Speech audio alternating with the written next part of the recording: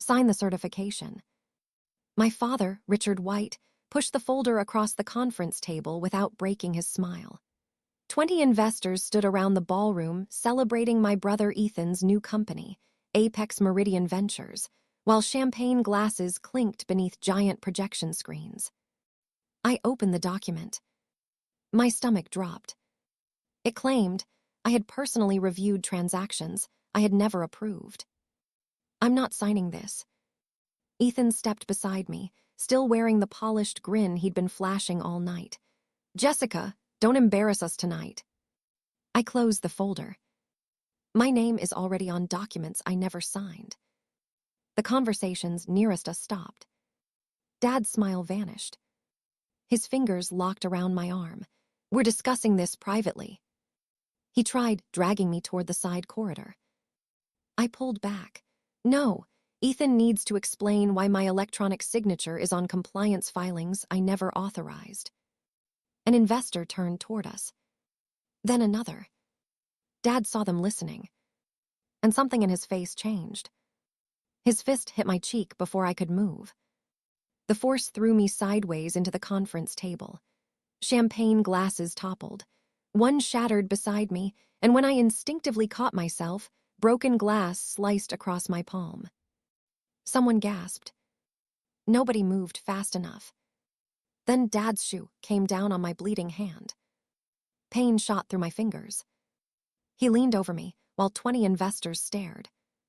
Sign, he whispered, pressing harder, or I'll bury you. I looked past him at Ethan.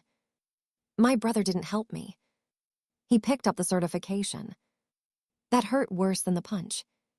Because in that moment, I knew Ethan wasn't surprised by what Dad had done. He was protecting the document.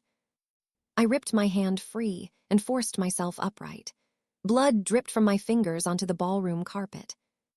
You walk out that door, Dad snapped. You're finished with this family. I kept walking. Behind me, someone finally shouted for hotel security. I reached the hallway and pulled out my phone with my uninjured hand. My face throbbed. My palm was bleeding badly enough to soak my sleeve. Dad probably thought I was calling 911. I scrolled straight past it. Instead, I tapped a number saved under one name. D. Reeves. He answered immediately. Daniel, I said. The certification just came out.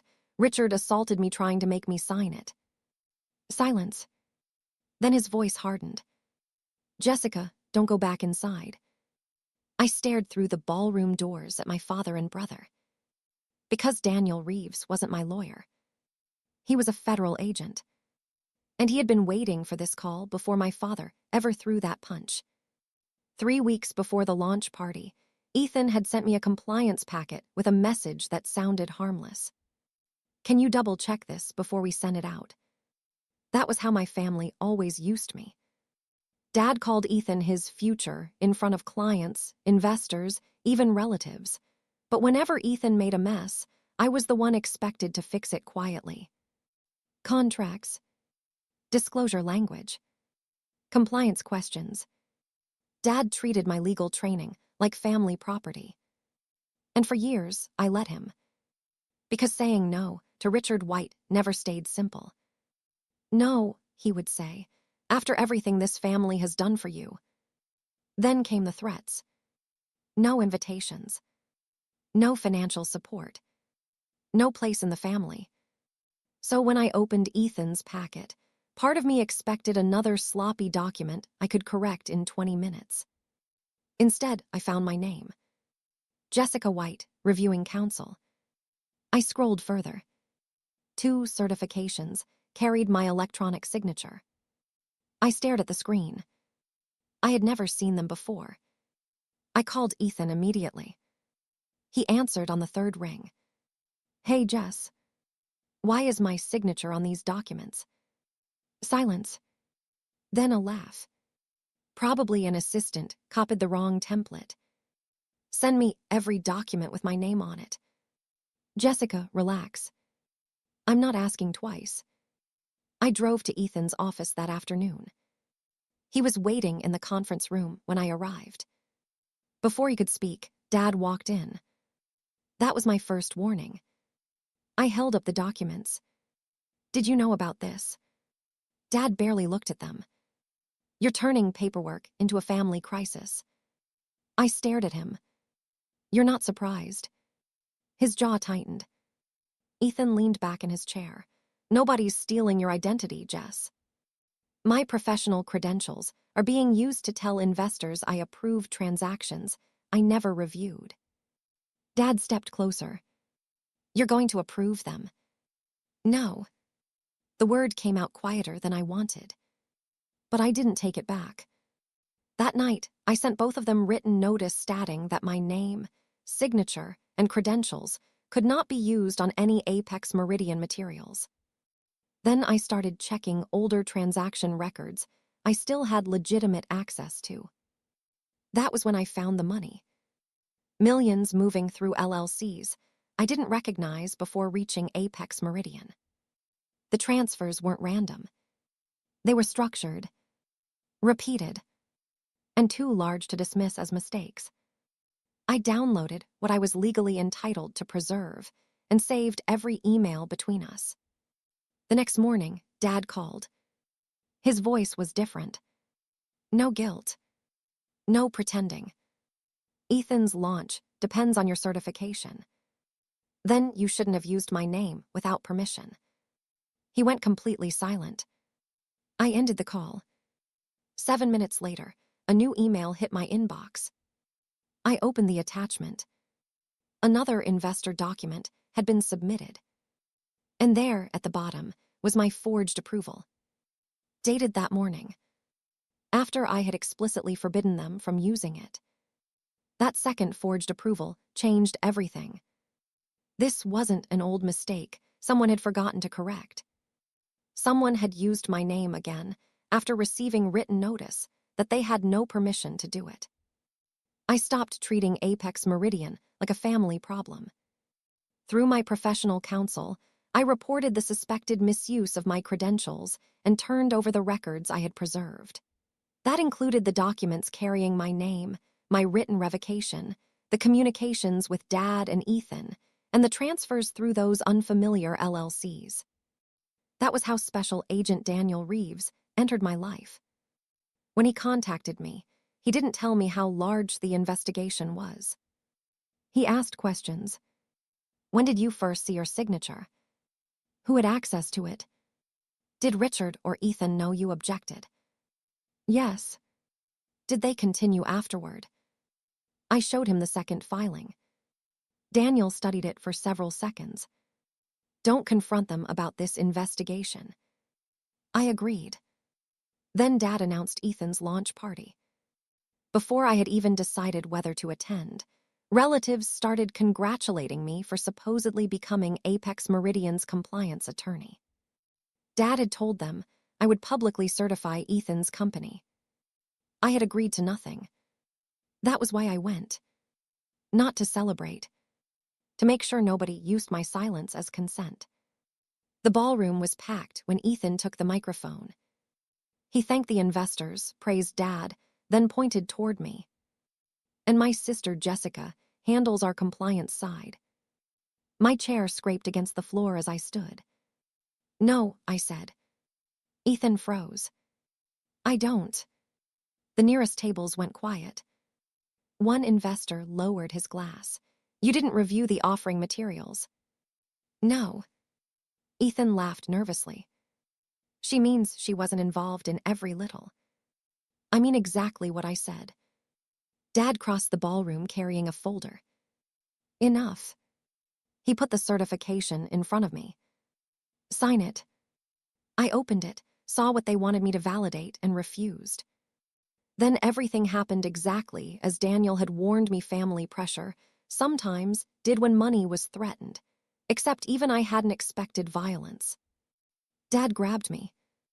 I resisted. His fist struck my face. I fell against the table, sliced my palm on shattered glass, and before I could rise, his shoe crushed down over my bleeding hand.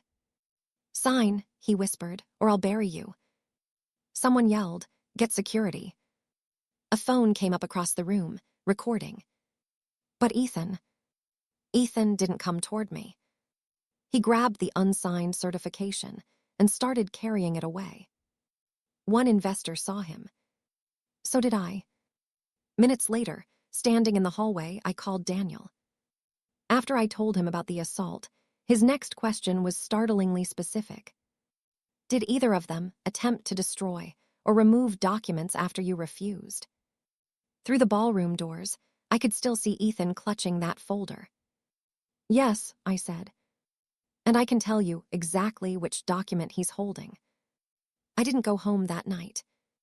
I went straight for medical treatment. The swelling along my face was already darkening, and the cut across my palm needed attention. Every bruise, every injury to my hand, every mark left by Dad's attack was documented. Then the police took my statement. For once, Dad couldn't reduce what happened to a family disagreement. 20 investors had been in that ballroom. Several gave their own accounts. They had heard me refuse to sign. They had seen Dad hit me. They had watched him stand on my bleeding hand while demanding my signature. And at least one had seen Ethan leave with the certification. The next time Daniel Reeves contacted me, his questions had shifted. We compared the disputed approvals with records of your authorized signatures, he said. There are inconsistencies. I gripped the phone tighter. Then he mentioned the LLCs. Investigators had begun connecting the transfers I discovered to entities controlled by Dad and Ethan. That was when the purpose of my forged approvals became terrifyingly clear. They hadn't borrowed my credentials because they were lazy. They needed investors to believe someone qualified had independently reviewed Apex Meridian's transactions. And once I objected, they needed something stronger. My real signature. The certification Dad tried forcing me to sign at the party could have helped them claim I had approved everything all along. By Thursday, the pressure reversed. Investors began receiving notices connected to the investigation, and several started providing their own records. Dad called me again. And again. And again. I didn't answer. Then Ethan texted. Whatever you told them, fix it. I stared at those 7 words. Then I preserved the message. Early Friday morning, federal agents executed coordinated warrants at Dad's office and Ethan's apartment. Business accounts were frozen while investigators secured records. I didn't see either arrest. Daniel called me shortly afterward. Jessica, we executed the warrants this morning. Richard and Ethan are. Someone hammered against my apartment door. I jumped. Another pounding followed. Jessica. My mother. I stayed where I was. Jessica, open this door. Daniel was still on the phone when her next words came through so loudly, I could hear them from across the room. They took your father and Ethan. I didn't open the door. Jessica, Mom shouted again, your father and your brother have been arrested. I looked at my bandaged hand. Then you need to speak to my attorney. You can fix this. No, Mom, I can't. More importantly, I finally understood that I wasn't supposed to. By then, investigators had enough pieces to explain what Dad and Ethan had been desperately trying to hide. Apex Meridian had raised millions from investors, while portions of that money were routed through undisclosed companies controlled by Dad and Ethan. My professional identity had been attached to compliance documents to make those transactions appear independently reviewed. I hadn't reviewed them. I hadn't approved them. And several signatures presented as mine weren't mine. The email I sent explicitly revoking permission to use my name created an even clearer dividing line. They knew I objected. They continued anyway. That was why Dad needed the certification at the launch party. A genuine signature from me could have helped them argue that I had ultimately reviewed and approved the fundraising structure. When I refused in front of the investors, Dad lost control. Sign or I'll bury you. He thought those words would frighten me into protecting him. Instead, 20 investors witnessed the coercion surrounding the exact document investigators were interested in. And Ethan made things worse when he grabbed that certification and tried removing it from the room. My one call to Daniel hadn't magically created a federal case overnight. The investigation had already begun from the records I had preserved and reported.